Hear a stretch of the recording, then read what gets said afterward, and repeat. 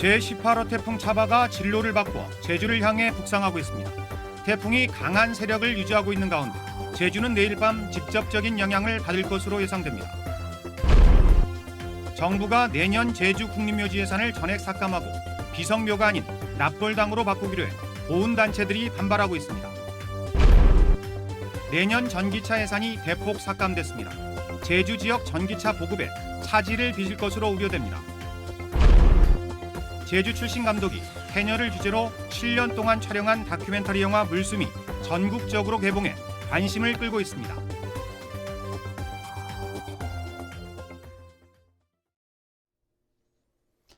시청자 여러분 안녕하십니까? 계속해서 뉴스데스크 제주입니다. 오늘부터 새롭게 앵커를 맡게 됐습니다. 생생한 현장 취재를 통해 뉴스의 가치를 더하고 성역 없는 감시와 건전한 비판에 힘쓸 것을 약속드립니다. 오늘의 첫 소식입니다.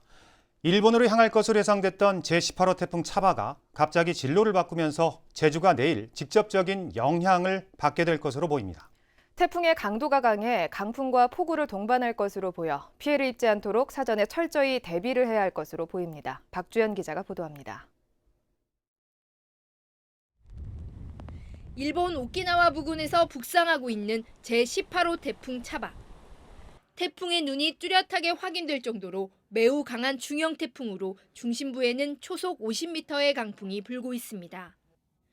차바는 오늘 밤부터 이동 속도가 빨라지면서 내일 오후에는 서귀포 남쪽 해상까지 북상하겠고 모레 새벽에는 제주도 부근까지 바짝 다가오겠습니다.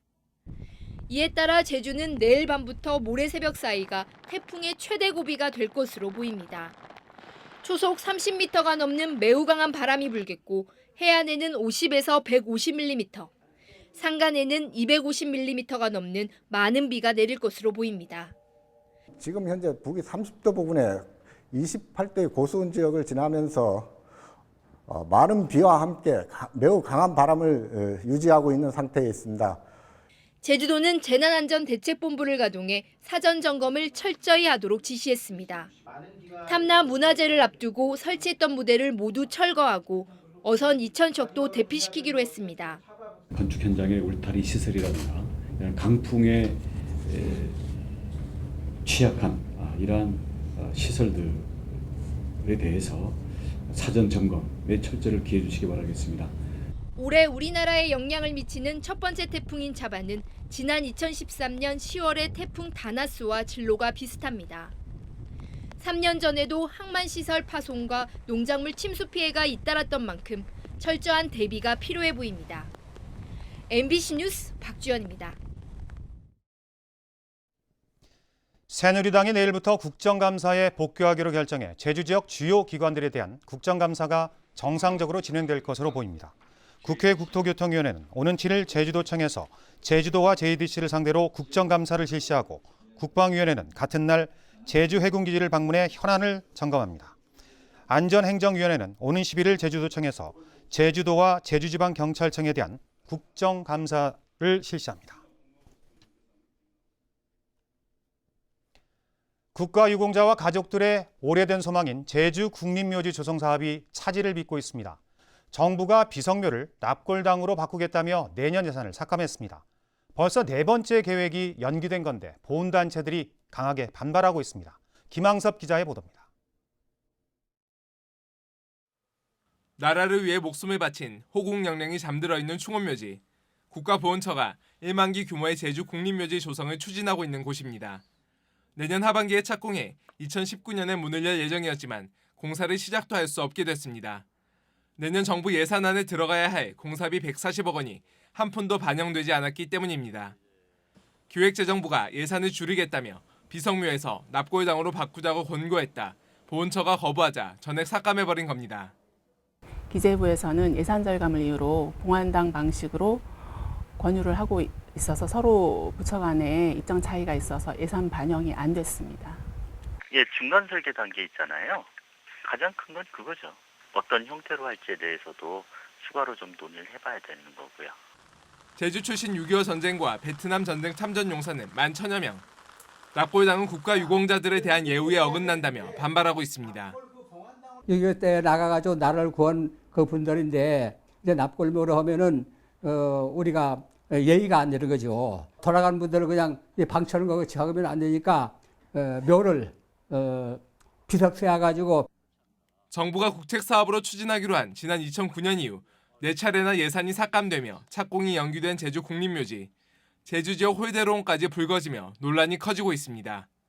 MBC 뉴스 김항섭입니다. 제주도가 2030년까지 모든 자동차를 전기차로 바꾸겠다며 안간 힘을 쓰고 있는데요. 박근혜 대통령도 제주도를 카본 프리 아일랜드로 조성하겠다고 밝혔지만 정작 내년도 전기차 관련 예산이 대폭 삭감됐습니다. 현재훈 기자가 보도합니다. 전기 자동차를 이용하는 문혜정 씨는 퇴근하면 아파트 지하 주차장에서 배터리 충전부터 챙깁니다. 이동형 충전기를 주차장의 콘센트에 꽂으면 음성 안내에 따라 충전이 시작됩니다. 급속 충전기를 찾아 헤매던 이전에 비하면 전기차 충전이 한결 편리해졌습니다. 이동형 충전기가 생기고 나서는 집에서 퇴근하고 나서 바로 꽂고 잠자면 그 다음날 아침에 빼서 바로 차를 탈 수 있는 그런 편리함이 생겼죠. 이처럼 이동형 충전기가 보급되면서 대단위 아파트 등 공동주택에서도 전기차 충전 문제가 해결되기 시작했습니다.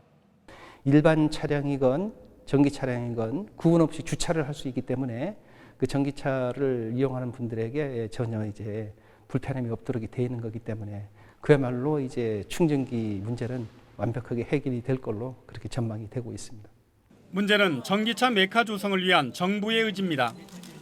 제주도는 내년에 전기 자동차 15,000대를 보급한다는 계획 아래 국비를 신청했지만 절반인 7,500대 분만 반영됐습니다. 또 전기차 검사 연구센터 사업비 41억 원과 충전 주차타워 사업비 33억 원 등 제주도가 신청한 국비 예산이 전액 삭감됐습니다. 전기 자동차 보급 확산에 정부의 의지가 뒷받침되지 못하면서 2030년을 목표로 한 탄소 없는 섬 프로젝트는 갈 길이 멀어 보입니다. MBC 뉴스 현재훈입니다. 오래산 노지감귤이 지난 1일부터 출하되기 시작한 가운데 전국 도매시장에서 가격이 높게 형성됐습니다. 제주도에 따르면 오늘 서울 가락시장의 감귤 평균 경락 가격은 10kg 한 상자에 16,800원으로 지난해보다 5.6% 높았습니다. 한편 최고가는 10kg에 25,000원, 최저가는 8,000원으로 편차가 큰 것으로 나타났습니다. 제주 출신 감독이 7년 동안 해녀들을 촬영해 만든 다큐멘터리 영화 물숨이 제주를 비롯한 전국에서 개봉됐습니다. 유네스코 인류무형문화유산 등재를 앞두고 해녀들의 삶과 죽음을 담은 영화가 관객들에게 잔잔한 감동을 주고 있습니다. 김찬년 기자와 함께 만나보시죠. 아무런 장비 없이 숨만 믿고 깊은 바다로 들어가는 해녀들. 타고난 숨의 길이에 따라 해녀들은 계급과 일터가 나눠집니다. 숨이 짧은 하구는 얕은 바다에서, 숨이 긴 상군만 깊은 바다에 들어갈 수 있습니다. 숨이 다해도 욕심에 사로잡히는 순간 마시게 되는 물숨. 감독은 해녀들이 죽음의 문턱에서 마시는 마지막 숨을 영화의 제목으로 뽑아 진한 감동을 전하고 있습니다. 해녀들이 이제 목숨을 담보로 해가지고 바다에 그 삶이라는 터전을 이렇게 해가지고 했는데 좀 마음이 아프다구나 할까 좀 그런 게 많이 느껴졌었어요. 살기 위해 숨을 멈춰야만 하는 해녀들.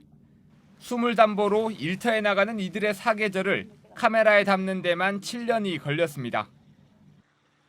언제든지 내 목숨을 앗아갈 수도 있는 바다를 왜 저렇게 그리워하고 못 가면 애타하시고 이럴까. 그것 때문에 사실은 1년 반을 더 촬영을 했어요.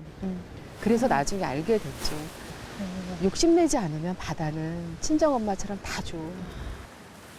오는 4월 유네스코 등재 결정을 앞두면서 세계적으로도 주목받고 있는 제주 해녀 다큐멘터리 물숨.